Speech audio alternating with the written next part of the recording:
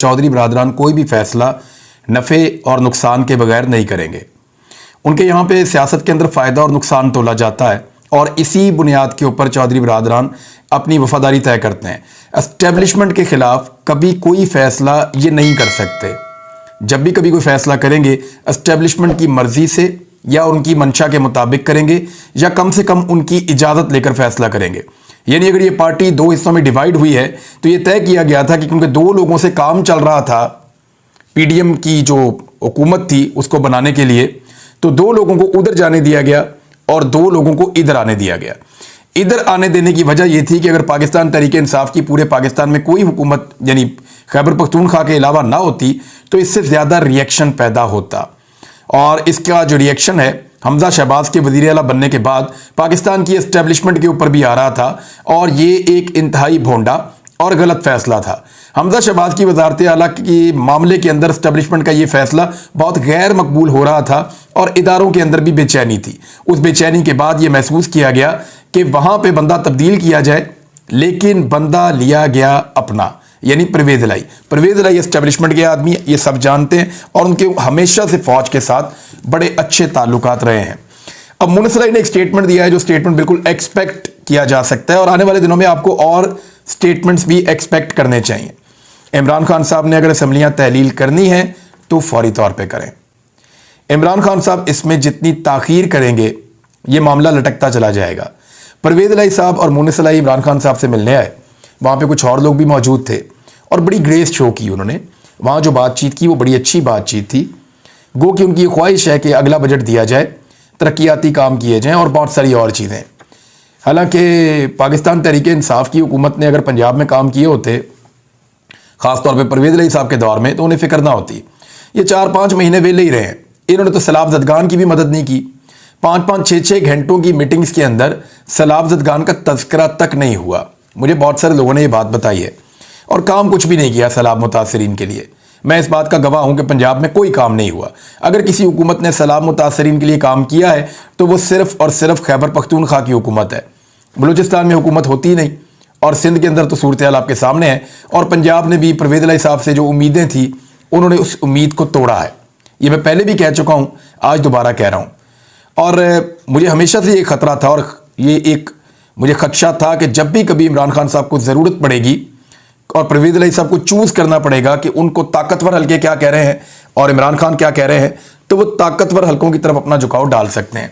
अभी भी ये खदशा मौजूद है। गो कि उन्होंने कहा है कि वो इमरान खान साहब का पूरा साथ देंगे और वो असम्बलियाँ उनके कहने पर तहलील कर देंगे। तो फिर इमरान खान साहब को फौरी तौर पर यह फैसला कर लेना चाहिए कि इन असम्बलियों को तहलील करके दोबारा इंतखाबात के अंदर पंजाब को और खैबर पख्तूनख्वा को भेज दें। ऐसी सूरत हाल में जरदारी साहब के लिए बहुत मुश्किल पैदा हो जाएगी। जरदारी साहब सिंध को नहीं छोड़ना चाहते। जरदारी साहब को यह पता है कि अगली वफाकी हुकूमत उनकी नहीं बन रही और जरदारी साहब ये भी जानते हैं कि या तो पीपल्स पार्टी सिंध में जीतेगी या फिर कहीं भी नहीं होगी। अगर वो सिंध में जीत जाती है पीपल्स पार्टी तो अगला वज़ीर आज़म या PMLN का मिल मिला के बन जाएगा या PTI जो है वो इलेक्शन जीत जाएगी और उनकी अक्सरियत आ जाएगी और वो आराम से अकेले ही हुकूमत बना लेंगे। जरदारी साहब ये जानते हैं, वो सिर्फ सिंध में अपनी हुकूमत बचाना चाहते हैं। फ़र्ज़ करें अगर खैबर पख्तूनख्वा और पंजाब में पहले इलेक्शन हो जाते हैं और PTI यहाँ से फारिग हो जाती है इलेक्शन लड़ने के बाद, यहाँ हुकूमतें बना लेती है, तो जब सिंध में अलग से इलेक्शन होगा बलूचिस्तान के साथ तो इमरान खान साहब बलूचिस्तान नहीं जाएंगे। इमरान खान साहब की पूरी तवज्जो सिंध में होगी और वो अपना पूरा लाओ लश्कर लेकर सिंध में उतरेंगे और सिंध के इलेक्शन के अंदर जोर लगाएंगे अपना पूरा। तो ये जरदारी साहब को सूट नहीं करता, फिर सिंध उनके हाथ से निकलने के खतरात पैदा हो जाएंगे। तो जरदारी साहब चाहेंगे कि चारों सूबों में इलेक्शन एक साथ हों ताकि सिंध के अंदर पाकिस्तान तहरीक इंसाफ की तवज्जो कम आए।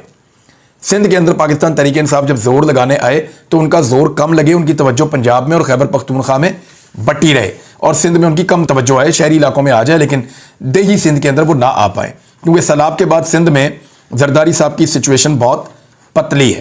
तो ये जनाब इस सूरत हाल को आप रखें जहन में। अब ये देखें मुनस इलाई ने स्टेटमेंट क्या दिया है। मुनस इलाई का स्टेटमेंट मैं आपको पढ़ के सुना देता हूँ। उन्होंने कहा कि तहरीक इंसाफ तहरीक अदम एतमाद के वक्त जनरल बाजवा ने मुझे कहा कि इमरान खान के साथ जाएं। ये मुनस इलाई ने इंकशाफ किया मेहर बुखारी साहबा के साथ बात करते हुए, और ये एक तरह से इख्तलाफात हैं, यानी इसको जैसे रिपोर्ट किया जा रहा है इसको इख्तलाफ के तौर पे रिपोर्ट किया जा रहा है पाकिस्तान तहरीक इंसाफ और मुस्लिम लीग काफ के। जियो तो इसको ऐसे ही रिपोर्ट कर रहा है क्योंकि उन्हें कहा गया कि ऐसे रिपोर्ट करें। लेकिन अभी बात मेरे ख्याल में उतनी आगे बढ़ी नहीं है, लेकिन बात का आगाज हो गया है। इमरान खान साहब अगर यहां से नहीं समझेंगे तो आने वाले वक्त में यह मामला मजीद खराब हो सकता है। यानी मुस्लिम लीग काफ के रहनुमा और वज़ीर आला पंजाब परवेज़ इलाही के साहबजादे मुन्नस इलाही ने भी पीटीआई की जानिब से साबिक army chief general Qamar Javed Bajwa पर तनकीद के मामले पर खुलकर इख्तलाफ का इजहार कर दिया। मुन्नस इलाही ने निजी टीवी चैनल को इंटरव्यू देते हुए इंकशाफ किया कि जनरल बाजवा के खिलाफ मौजूदा मुहिम गलत है। जनरल बाजवा ने पीटीआई को सपोर्ट किया, बल्कि उन्होंने तो तहरीक अदम एतमाद के वक्त भी मुझसे कहा कि वो इमरान खान के साथ जाएं। उन्होंने कहा कि अगर जनरल बाजवा अदम एतमाद का हिस्सा होते तो हमें क्यों उस तरफ जाने का कहते। एक बड़ा अहम सवाल है। और जनरल बाजवा ने पीटीआई के लिए सब कुछ किया, और जब वो चले गए हैं तो पीटीआई वाले उनके खिलाफ बातें कर रहे हैं, उनके खिलाफ ट्रेंड चला रहे हैं। ये अच्छी बात नहीं है। जनरल बाजवा ने तो दरियाओं का रुख मोड़ दिया था, ये मुन्नस इलाही साहब ने कहा है। और इसके अलावा मुन्नस इलाही का कहना था कि अदालतें गैर जानिबदार हैं, पंजाब हुकूमत के मामलात में भी एस्टेब्लिशमेंट कोई मुदाखलत नहीं कर रही, ना ही इमरान खान पर हमले की FIR में एस्टेब्लिशमेंट का कोई किरदार था। उन्होंने कहा कि इस वक्त एस्टेब्लिशमेंट गैर सियासी है। हमने PTI से ये तक कहा कि FIR काटने के लिए कोई भी अपना पुलिस वाला दे दें जो FIR काट ले, तो उन्होंने ऐसा पुलिस वाला दिया ही नहीं। अब जरा गौर करें, जनरल बाजवा कहते हैं कि मेरा सियासत में किरदार ही कोई नहीं है। वो कहते हैं मैंने फरवरी से फैसला कर दिया था कि मैंने सियासत के अंदर आना ही नहीं है, मेरा इसके अंदर कोई रोल ही नहीं है। तो जनरल बाजवा ने जब ये फैसला कर लिया था कि मेरा सियासत में रोल नहीं है, तो जनरल बाजवा ने मुन्नस इलाही को क्यों कहा कि तुम जाके इमरान खान का साथ दो? ये तो सियासत में उन्होंने किरदार अदा किया है। तो वो जो लोग घुंघरू तोड़ रहे थे नाच नाच के कि जनरल बाजवा कह रहे हैं कि मेरा सियासत में किरदार नहीं है और फौज गैर सियासी हो गई है, ये इदारे के ऊपर एक एलिगेशन मुन्नस इलाही की जानिब से आया है कि फ़ौज गैर सियासी नहीं हुई, बल्कि जनरल बाजवा ने सियासत में किरदार अदा करते हुए मुझे मशवरा दिया कि तुम जाओ और जाकर इमरान खान का साथ दो